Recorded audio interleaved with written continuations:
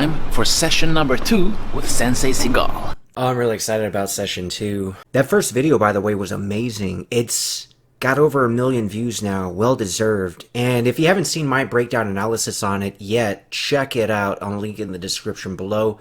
But now as a sequel, we're going to knock this one out, give some commentary, analysis, and breakdown. But before training starts, he wants to give me a very special gift. In Japanese, we call it a makiwara. And this is yours, the brand new one. That's amazing. Man, I want one of those from Steven Seagal. That would be so cool to put on the bookcase back here.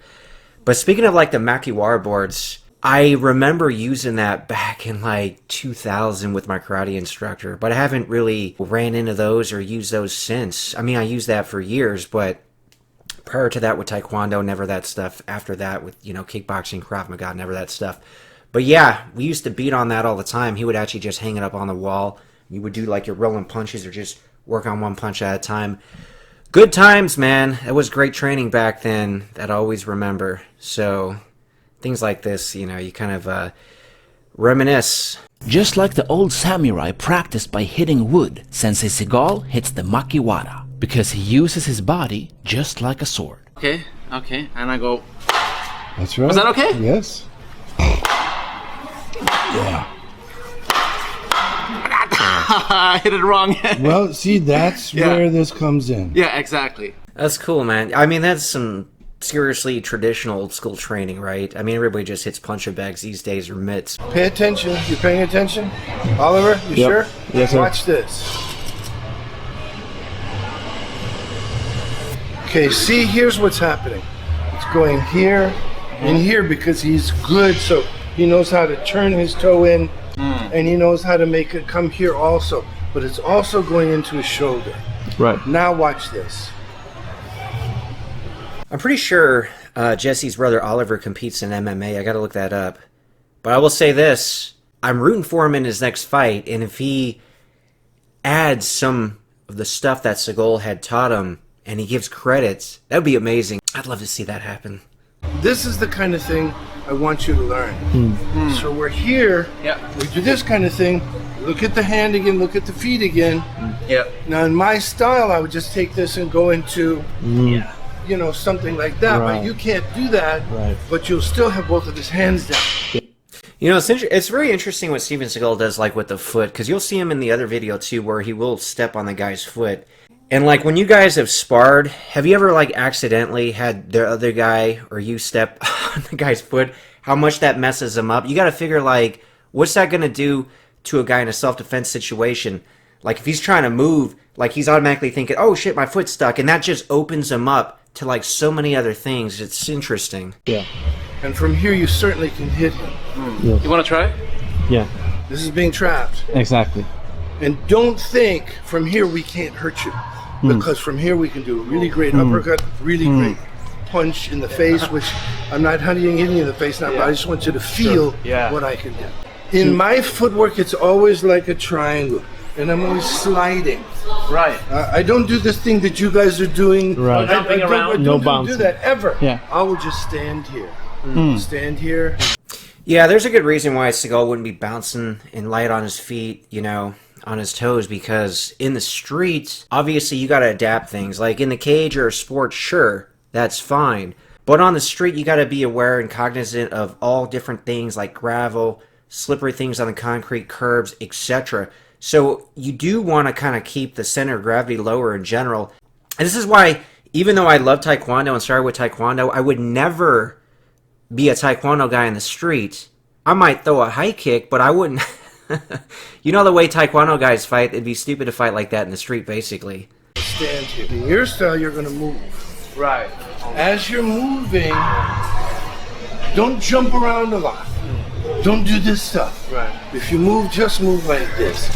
And from here, take your shot. Yeah. You notice how I waited for the right body position? Yep. Yeah. Everybody in boxing and karate, they'll say, get the right body position. Yeah. But they never say, get his right body position and your body position together. Yeah, that's brilliant as far as like, you do want to get in that advantageous body position. And this actually makes it so beneficial if you could fight off both leads, right or left, depending on what the other guy does. There's a lot of ways that you could just transition. You'll see somebody does this brilliantly. You may not even realize it, but somebody like Max Holloway in the UFC, how he could just transition from right lead to left lead, depending on like what strikes and combinations he's doing. But trust me, getting that body position, and somebody that would really mess with them, because you figure, okay, this guy's southpaw, or okay, this guy's like traditional, and they just get used to fighting a guy like that. But when you're switching in and out of those different stances, and even doing those techniques where you do like a spin hook kick or a spinning back fist or a spinning elbow or a spinning side kick, again, you being able to utilize the angles where the guy's moving over here and you could hit him with the spin move. I call it like the 4 different attack points. Basically being good on both leads and then actually being able to do the spin moves on either lead. And you could really attack the guy from so many different angles and get a big advantage. So when you kick, Yeah. this is sword. Same When you idea. kick, Yeah. this is sword. Yeah. Yeah. Try that. Okay. And then, Wow. you're way too late, Oliver. Okay. Way too late. You gotta move in So when he much starts. sooner. Okay. Move in much sooner. No, you're standing back and waiting. Now, that's it. Ah, right, you meeting him. That's a cool technique. And while I don't doubt some people could pull it off, that is going to be very difficult to time just right. I personally think, you know, instead of doing that, you're better coming in and just hitting the guy in the face. You know, that's what I would do against that kick, for example. I think that would be a lot easier to pull off and pretty damn effective. You're going to knock that dude on his ass. The difference with this is that he does have him in a lock, like a submission at the end. So, but hey, street fight, knock the guy on his ass, and then kick him in the head. Don't even worry about the submission. Don't even worry about the lock. Masashige? So Masashige, there's 1,000 ways to do it, but as you come, Right. Whoa! this is one of the ones that I like. That was also a new one. Yeah. So as you come, Literally pop. and I'm hitting you nicely without my Yes. knuckles Yes.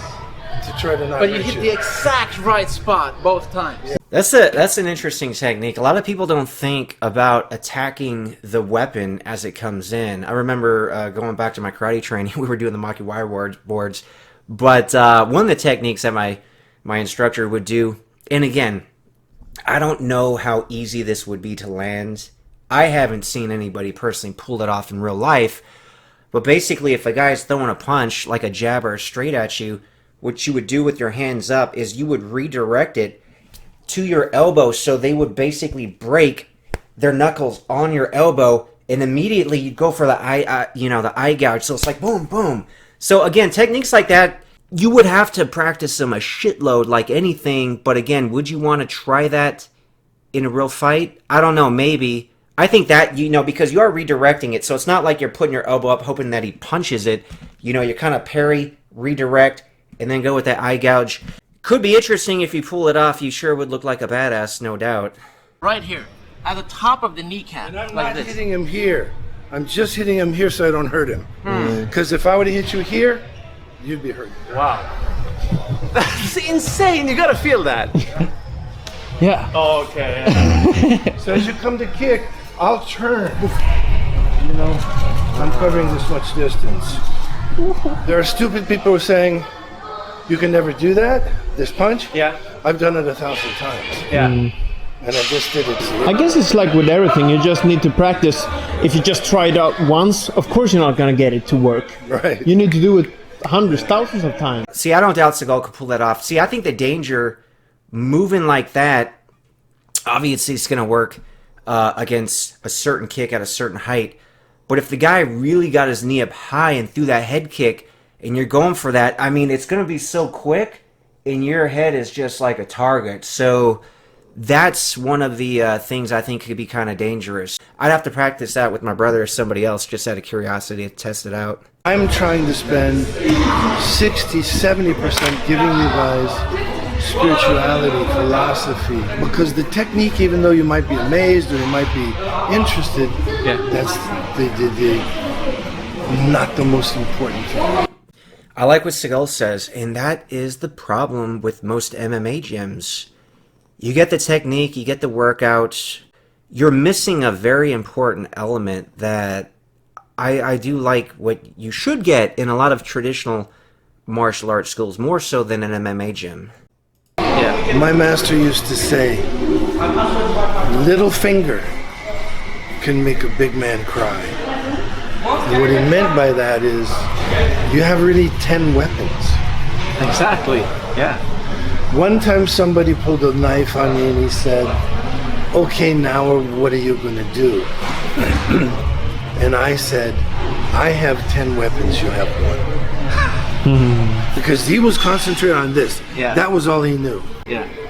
Because everybody's life is precious, but when somebody steps outside of normal parameters of human behavior to the point where they become a danger to humanity, it's our job as Bugesha to neutralize them. Yeah, I do agree with that. It goes back to that old saying, it is better to be a warrior in a garden than a gardener in a war. Like, you don't want to go to war if you're a warrior, but you have the skills where you can take care of yourself if something goes down. So that is a good way to live. So one thing that always appealed to me with the martial arts at an early age kind of goes back to that whole Karate Kid thing, you know? There's bullies out there, and you feel threatened physically, and sometimes you are physically beaten.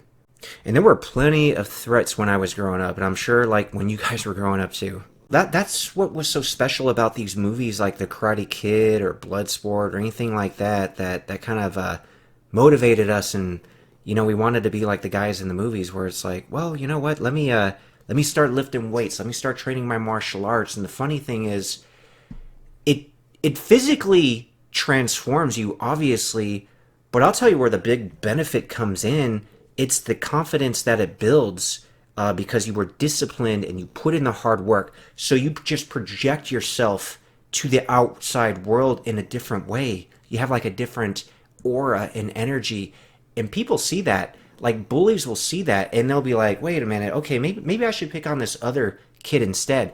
The same thing happens in the animal kingdom. If you think about predators and prey, they're watching, they're looking for the weakness, they're looking for the easy prey, basically. And going through your training, you are not projecting that you're going to be this easy prey, because it's not about ego or anything. And some people get caught up in that. And people could see the falsity of ego. Like, you could tell if somebody's confident, or you could tell if they're just like a narcissistic ego S-talker. Confidence is real. Confidence is sincere. Confidence is not something you have to prove. Whereas ego, it's like, oh, you know, you feel the need to have to prove yourself or have other people believe in you. It doesn't matter if other people believe in you. They're going to believe what they're going to believe. You got to believe in yourself. And that's where true confidence comes from. And then other people will see that, and then they'll believe in you. Not the fucking ego people who just talk shit and try to put other people down. Don't you agree? Yeah. So let's do little fingers now. You ready? Okay. Yeah. For this. That was right on the spot. Yeah, those throat strikes are no joke, man. There's even ways that you can like utilize them in real world self-defense. Like if somebody, you know, for example, is approaching you, and maybe it's not even somebody you really want to hurt. Maybe it's a drunk friend or somebody else, and they're kind of, you know, trying to get in your space and start something. Obviously, you don't want to just like throw a haymaker or knock them the F out. Or again, this might even not be somebody you know. It could just be a public space, and you know, there's legal repercussions if you just like smash somebody in the face. But anyway, you could kind of like have your arms up, and then once they get past a certain part, and you're like warning them, yeah, cool out, man, back down. You could just like, as they're coming in, jab him in the throat. Now really just stifle and shut them down. And you know, just be aware, if they want to attack you at that point, then it's on. But a lot of times something like that might even be enough to diffuse a situation. Let's say Oliver is fighting, and he wants to try to use some of the finger techniques. My favorite would be to come here and then here. Ooh. And then here. Yeah. And this is a break. Yeah. This is a break. Yeah. You know? Yeah. He's really finished here. Yeah. Can you feel How did it feel? Yeah. But I mean, we do have, we do have him. Yeah, why are you here? Get to work. That's pretty funny. Yeah, I would much rather that guy. It's like, if I was there, you'd want to feel the technique, but then, do it on this dude, Seagal. I want to watch and examine this guy taking the punishment. Stand strong. Okay. Can't do it very easily. Watch what happens when I back up and lead you. And I'm leading you into my knee or my foot to kick you. When you're here, stand strong. Yeah. Stand strong. Stand strong. Yeah, it's really cool. It's just like a subtle change in the technique will make all the difference in the world, man. Like even doing some different drills, like for example, like in Krav Maga, you do them with your partner, and then the instructor comes around and just shows you like a little modification. You're like, oh, okay, now this, when he does it on you compared to the guy you're trading with, you're like, oh shit, that hurts. That actually makes all the difference in the world. And you can't really see it, but when they explain the little difference, you're like, okay, that little tweak, man, it makes something basically effective or something. It doesn't even do anything. So it's quite interesting, but that's what's really beneficial, training and feeling this stuff in person. I mean, you could learn a lot online these days with YouTube or other self-defense instructional stuff, which is great, kind of gives you like an idea of stuff, but really feeling it and feeling it out with a partner and having that expert instruction just adds so much. When you watch a bird who's sitting there and he takes off, do you see him go like this? You don't see nothing. Yeah. So this is how a good punch is. Just like a bird taking off into flight. Immediate. It's effortless. Yes. You don't see it. Yep. 1 minute he's here, the next minute he's in the air. Yeah, that's beautiful. It's just got to be effortless and, removing all those hitches. Like if you really want to learn more about that, you should check out who I mentioned in the previous video, George Pogacich's course on punching. Like he's not winding up and throwing these crazy punches for power. He's doing something very subtle, and I think anybody could benefit from that stuff. But again, there's a reason why I call him the martial arts wizard. Okay. Sensei Seagal said that there are thousands of amazing martial artists in America, including Daddy Inosanto, Tadashi Yamashita, Fumio Demura, Ed Parker, and many more. But perhaps the most famous one was Bruce Lee.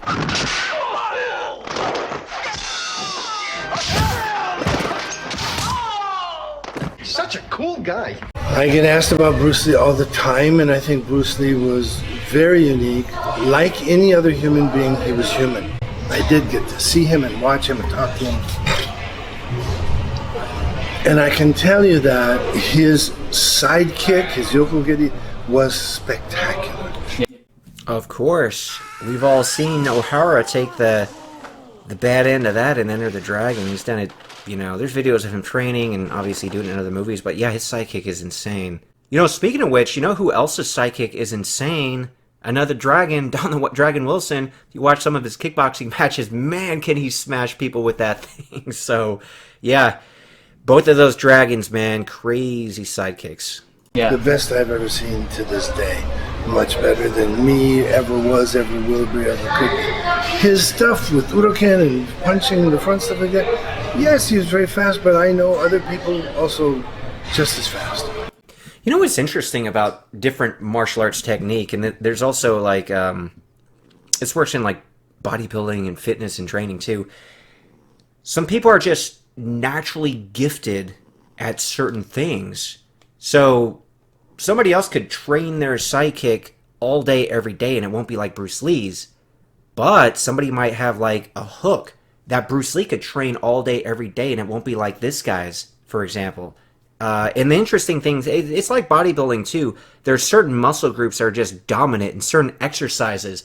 Like, for example, I could just do pull-ups for days, and it's not like I train them all the time. I guarantee you I could do way more pull-ups than a lot of people who probably do pull-ups more often than me. It's just one of my stronger things. Or some people are just like got crazy legs. Like my brother will just destroy and run circles around people with his legs, So a lot of people are just, they have a God-given talent for certain things, certain movements. As a martial artist, you should definitely learn a lot of techniques, but you got to go back to I fear the man who trains one kick 10,000 times more than, the guy that trains 10,000 kicks once, or something like that. I probably butchered the hell out of that quote. But there's a lot of wisdom in that. I mean, think about, do you need 20 techniques against a choke? You really need that one that really works and you're great at. Just like I could show you 50 different exercises to do for the biceps, but I'm telling you, you should probably spend the majority of your time on barbell curls or something. I mean, that's how I built mine up. Though I do a lot of very unique stuff I'll cover in future videos. More fitness-related things. I'm speaking my opinion. Yeah, sure. When you have people talking about how, Gene LeBell used to teach Bruce Lee, and Gene LeBell beat him up and choked him out. If Gene LeBell said that, and he probably did, he is a pitiful liar. So how about the fact that a lot of people seem to exaggerate Bruce Lee's abilities? What do you think that is? Why do they put him on such a high pedestal? I mean, people love to have a hero. They love to have this mythical, idea of someone larger than life and bigger than life. Yeah, in many ways, he probably was. Yeah, I do agree with that. I mean, people feel the same way about like Jean-Claude Van Damme. People feel the same way about Steven Seagal. Obviously, they're going to feel the same way about Bruce Lee. And people will feel the same way about Gene LeBell. And that might be why some of those stories are even out. And people even want to believe them. That Gene LeBell choked out Bruce Lee. And that Gene LeBell choked out Steven Seagal. Which, watch the video I did with actual witnesses proving that was not real. But again, those stories, it adds to that mythical figure. And I'm not saying Gene LeBell's not great at judo or grappling or whatever he does. I'm sure in many ways, yeah, he's probably quite amazing in a lot of ways. So is Steven Seagal with what he does. So is Jean-Claude Van Damme with what he does. And of course, Bruce Lee with what he does. He was amazing. Yeah. He was amazing. How would you like Steven Seagal to be known and remembered? Most important thing to me is to be able to impart a spiritual philosophy to my students that they understand never to use what I've taught them unless they have to. But conversely, that my stuff is tremendously dangerous. Yeah, that's really cool. And I like what he said as far as like how he wants to be remembered. I mean, he could just, as the great action star, won the best in the world. And a lot of people are going to remember him for that. But it was really the martial arts that got him there in the first place. It's actually kind of a funny story, like with the story with Michael Ovitz, that powerful Hollywood agent that trained with Seagal and said, hey, this guy's got something, we got to put him in the movies. So I don't know how much Seagal wanted to be in movies. Like, I don't know if he was a kid growing up like Van Damme and was just, I gotta be in movies, they're so magical. He just kind of fell into them at like 38 years old or something, which is amazing. Getting a start and just being the lead in like a big studio film, and he knocked it out the park. But it really says a lot as far as how he wants to be remembered, because he started as a martial artist before the movies. He's still a martial artist, he'll always be a martial artist. But basically having these students learn from him, and that's going to be his legacy. And I could see why that is why what he wants to be remembered by, because his love for the martial arts. And whenever you love something, you want to share that with others, that passion with others. And he's done that through the movies. He's reached a much bigger audience than he otherwise would have been able to. But yeah, I can only imagine how special and amazing it would be to be one of his direct disciples, for not only the technique but the spirituality, the wisdom, and everything. Mm-hmm. I was wondering, do you have any kind of final piece of advice for people out there who are watching this? What do you think should be their main takeaway from all that we've said today? Main takeaway is, rather than practice with 50 different people for 10 years, spend time to find one good teacher who can teach you the spirituality, the philosophy, the theory, and learn from that master. Take your time, don't be in a hurry. Learn the basics. Practice hard with one great master. Yeah. That's my best advice. Yeah. Yeah, that's really great advice. Though it wouldn't be the easiest thing for a lot of people to really find that master. Yeah, you could find somebody that could train you and teach you some stuff, but to really find almost like that character from a movie, I was always looking for that when I was growing up, you know, instead of just going to like those different dojos. Like if you could find that Zeon type from Kickboxer or that Tanaka type from Bloodsport, I think I came somewhat close. Not as cool as the movies, but I was able to meet a guy when I was like, I'd say 19, when I was in college. And lucky for me, I got all the one-on-one training that I wanted, basically, because he knew that I could only afford, you know, X amount of dollars, which wasn't much, but he was more that guy where it's like you pay what you can. And he was able to do that with me, knowing that, you know, I loved the martial arts, had a passion for it, so, you know, that's the kind of student he wanted. But he also had like a really, really rich guy that he trained, and that guy would pay him an insane amount of money because he could afford it. So I got kind of lucky in a lot of ways. But I did move, so I trained with him for years, but then I did move to like Southern California. And, you know, I met him like in that Sacramento area. So anyway, long story, interesting history, good times, great training. But yeah, had I not moved, I would have stuck with that guy for like a lot longer. But, you know, I got what I could from him. It was great training. And I went to train with a lot of different people and different styles and kind of more against the advice Seagal gave, you know. Not saying I had 50 teachers, but that was really the one guy that I would consider I learned a lot from and was very beneficial. Unfortunately, it wasn't something that I could stick with for like 20 years. Yeah. And with those wise words, it was time to visit the world's tallest building for an unforgettable Japanese dinner. Turns out, Sensei Seagal likes his food just like his martial arts, because you only live once, and if you do it right, once is enough. Great ending message from Jesse. I think if there's one thing everybody has in common, it's what they don't want in their life, and that's regret. So Steven Seagal has done a lot of amazing things. He's a martial artist at his core. He's been able to have an amazing movie career out of it.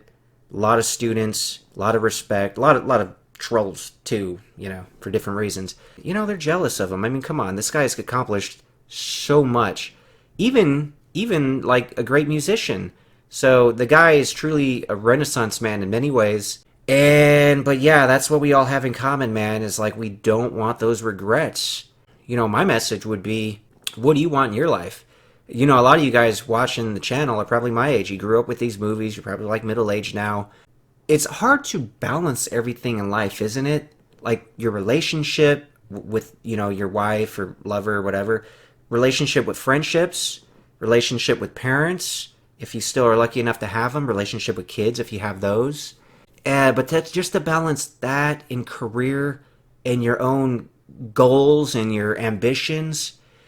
It could get overwhelming. I mean, I got a lot of goals. I mean, I'm building this channel bigger is one goal. I mean, I got much bigger goals, you know, outside of that I'll probably discuss later on the channel, and something that is actually in the works. But I'm hoping that thing I can share and in some ways could really motivate you guys to, you know, what was that one dream, that really big goal I had? You could still do it. It's not too late. Like, even if you're middle-aged or whatever, like, you're still here. You're still alive. Hopefully you still have your health. Just go for it, man. Just go for it. Just do it smart, obviously, and try not to die with any regrets, at least big ones.